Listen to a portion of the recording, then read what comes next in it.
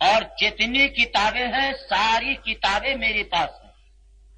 آج کی نہیں بلکہ آج سے 250 برس پرانی کی کتابیں میرے پاس موجود،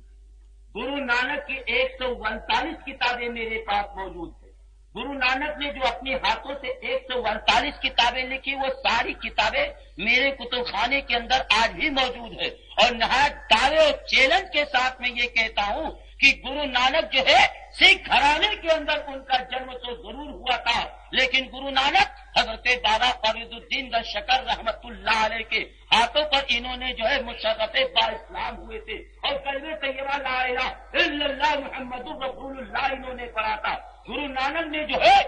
خانہ کعبہ کی حج بھی کی تھی، گرو نانک جی نے جو ہے حضور سرور کائنات کی مزار اقدس کی زیارت بھی کی تھی۔ گرو نانک بغداد کی سرزمین پر آ کر کے سیدنا حضرت غوث پاک کی مزار پر فاتحہ بھی پڑھی تھی، اور بغداد کی سرزمین پر آ کر کے بلند آواز سے آذان بھی کہی اور جماعت سے نماز بھی پڑھتے رہے۔ اسی لیے گرو نانک نے اپنی کتاب جو ہے جنم ساکھی بالا مٹی اردو بھیروں کے اندر سدے 169 پر انہوں نے لکھا کہ یہ کو سمرو نانکا جو جلکل میں رہیا تمہار تجھے چاہے سمرے جو جمعتے مر جائے، اول نام خدا کا تجھے نام رسول، تیجا کلمہ پر نانکا جو درگاہ پر قبول، گیتے نور محمدی دیتا نبی رسول، نانک قدرت دیکھ کے خودی گئے بھول۔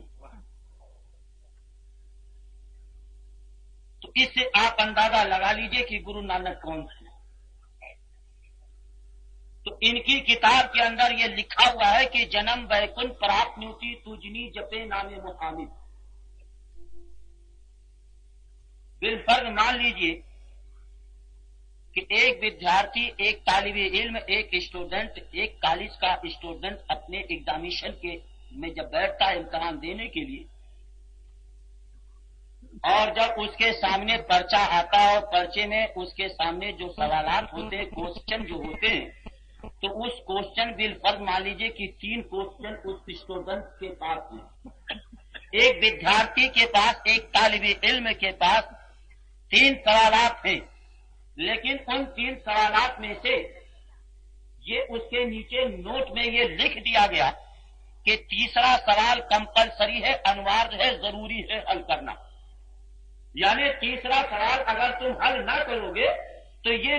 دونوں سوالات تمہارے بالکل ردی مانے جائیں گے، اور ردی ٹوکری کے اندر یہ دونوں سوالات تمہارے پھینک دیے جائیں گے، اور دونوں سوالات تم اگر حل کرو گے تو یہ تم کیا نا امتحان کے اندر کامیاب نہ ہو سکو گے۔ 2 سوالات یہ پہلے جو تم پہلا دوسرا حل کرو گے تو تمہیں اس کوشچن کا کوئی نمبر تمہیں نہیں ملے گا، لیکن اگر یہ دونوں سوالات حل کرنے کے بعد میں اگر تیسرا سوال اگر تم نے حل کر لی تو تم فرسٹ ڈویژن کے اندر تم پاس ہوگے، لیکن اگر دونوں سوالات اگر تم نے نہ حل کیے اور تیسرے سوالات کو اگر تم نے حل کر لیا محنت و مشقت کے ساتھ میں تو اس کے باوجود میں تم فرسٹ ڈویژن کے اندر پاس ہوگے۔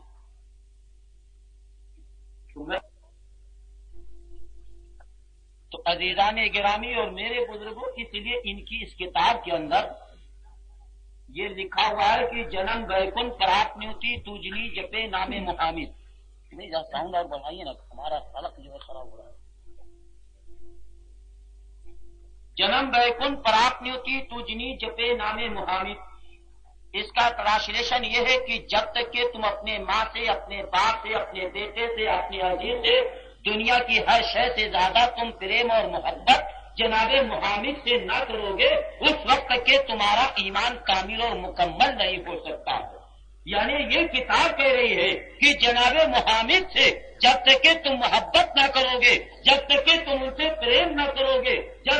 تک کہ تم ان کو چاہو گے نا، اس وقت تک کہ تمہارا ایمان کامل نہیں ہو سکتا۔ اسی چیز کو جو ہے جینی مت کی کتاب کے اندر اٹھا کر کے دیکھیے، سوامی مہاویر جین جی کیا کہتے ہیں۔ سوامی مہاویر جین جی جب اس دنیا سے کوچ کرنے لگے، مرت لوک کی طرف جانے لگے، تو ان کے سارے ماننے والے، ان کے چیلے ان کو گھیر کر کے بیٹھے ہوئے اور یہ دیکھ رہے ہیں کہ میرا خدا جا رہا ہے، لیکن خدا تو جا رہا ہے لیکن بندے کھڑے دیکھ رہے ہیں، لیکن بندوں نے خدا کو بچا نہ سکے، لیکن خدا جاتے جاتے اپنے سارے ان ماننے والوں کو ایک پیغام دے کر کے جا رہا ہے۔ ایک شکشا دے کر کے جا رہے، ایک تعلیم دے کر کے جا رہے۔ سوامی مہاویر جین جی نے یہ کہا کہ وہ جینی مت کے صفحے 5747 پر انہوں نے لکھا، وہ جین خود آرت تو چیدانم نہ پڑھی گڑے نیشو دلیشو آریہ پچیداتا نودر، یعنی وہ جین اگر تم ایشور کی عبادت نہیں کر سکتے ہو، ایشور کی پرارتھنا نہیں کر سکتے ہو، ایشور کے سامنے تم اپنے پیشانی کو جھکا نہیں سکتے ہو، تم دھارمک شکشا پراپت نہیں کر سکتے ہو، تم تعلیم حاصل نہیں کر سکتے ہو، تو نیشو دلیشو تمہیں گھبرانے کی ضرورت نہیں ہے، تمہیں نراش ہونے کی ضرورت نہیں ہے، تمہیں مضمحل ہونے کی ضرورت نہیں ہے، تمہیں پریشان ہونے کی ضرورت نہیں ہے، بلکہ لوڈرم ایک آنے والے کا انتظار کرنا، اور جب وہ آنے والا آ جائے تو یہ سارے دھرموں کو تم چھوڑ دینا اور اس آنے والے کو تم مان لینا، اس آنے والے کے دھرم کو تم مان لینا، اس آنے والے کے لاہ و رسول کو تم مان لینا، تو تمہاری مفتیوں میں بات ہو جائے گی۔ اور والوں نے کہا کہ مہاراج وہ آنے والے کہاں پیدا ہوں گے، کس شہر میں ہوں گے، کیا ان کی حلیہ ہوگی، کیا ان کی شکل و شباہت ہوگی؟ تو انہوں نے کہا کہ ان کا نام آرہن پچھداتا، یعنی ان کا نام آرہن پچھداتا ہوگا۔ تو آرہن پچھداتا کا ٹرانسلیشن سن 1936 میں الہ آباد ہائی کورٹ میں ہر مرتبہ فکر کے وزیروں کو اکٹھا کیا گیا، یعنی ہر زبان کے ماننے والے پروفیسروں کو جب اکٹھا کیا گیا، یعنی 136 زبان کے جاننے والوں کو الہ آباد ہائی کورٹ کے اندر جب طلب کیا گیا تو ان سارے پروفیسروں کے سامنے، ان تمامی مرتبہ فکر کے سامنے یہ شبد جو ہے آرہن پچھداتا کا رکھا گیا اور یہ سوال کیا گیا کہ بتاؤ اس آرہن پچھداتا کا ٹرانسلیشن، اس کا ترجمہ کیا ہوتا؟ تو تمامی لوگوں نے متفق ہو کر کے، تمامی لوگوں نے ایک زبان ہو کر کے، تمامی لوگ آپس میں ایک رائے ہو کر کے یہ کہتے ہیں کہ آرہن کا ٹرانسلیشن، آرہن کا ترجمہ، آرہن کا معنی جو ہوتا ہے یہ اردو کے اندر لفظ رحمت بنتا ہے، اور لفظ رحمت کو قرآن حکیم کی روشنی میں اگر آپ دیکھیں تو قرآن حکیم میں رب کائنات یہ ارشاد کروا رہا ہے کہ وما ارسلناک الا رحمۃ للعالمین۔ تو معلوم یہ ہوا کہ میرے اور آپ کے آقا جناب محمد رسول اللہ صلی اللہ تعالی علیہ وسلم تمام کائنات کے لیے رحمت للعالمین بن کر کے دنیا میں تشریف لائے۔ لیکن پھر دوسری کتاب کا ہاتھ مطالعہ کیجیے، جس کتاب کے لیکھک ہے شری بیاس جی، بھاشا زبان کے اندر ٹرانسلیشن گوشائے تلسی داس بنارس والے نے کیا۔ اس کتاب کا نام ہے راما سنگرہ کی چھٹی کانڈی 12ویں اسکن صفحے 223، تاکہ بھائی بھول نہ پڑے اور وہ دیکھ لے جا سکے۔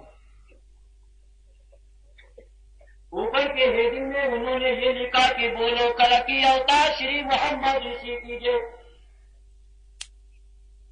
کیا کہتے ہیں کہ بولو کل کی اوتار شری محمد رشی کیجیے۔ وید پران میں ست ست بھاکو یہاں نقل چھپوات راکھوں، یعنی تلسی داس جی اور شری بیاس جی یہ کہتے ہیں کہ اے دنیا کے انسانوں، اے دنیا کے منشوں، جو کچھ بھی میں کہوں گا، جو کچھ بھی میں لکھوں گا بالکل ستیہ ستیہ اور صحیح سچ صحیح صحیح میں لکھوں گا۔ پھر آگے انہوں نے یہ لکھا، دیش عرب بھرگ لتا تہار کوتھل بھوم گت سنو خبرات، یعنی دیش عرب میں، ملک عرب کے اندر، شہر عرب کے اندر ایک خوشنما ستارہ طلوع ہوگا اور اسے ایک ستارے سے سارے ستارے جگمگا اٹھیں گے، اسے ایک ستارے سے سارے ستارے چمک اٹھیں گے، اسے ایک ستارے سے سارے ستاروں کے اندر روشنی آ جائے گی۔ تو ایک ستارہ کون سا ہے؟ ہمارے اور آپ کے آقا جناب محمد رسول اللہ صلی اللہ تعالی علیہ وسلم کا وہ ستارہ، اس لیے کہ عزیزان گرامی، اللہ کے پیارے رسول صلی اللہ تعالی وسلم کی دربار میں حضرت جبریل